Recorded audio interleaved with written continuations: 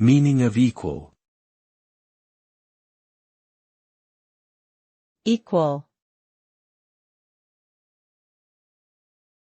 Equal. Equal. Equal. The term equal refers to a state of balance or equivalence between two or more entities. It implies that the entities being compared have the same value, quantity, or status, and are not greater or lesser in any way. When two things are considered equal, they are identical in terms of their characteristics, attributes, or properties. The concept of equality is fundamental to many areas of study, including mathematics, physics, and philosophy, and plays a crucial role in the formulation of laws, principles, and theories.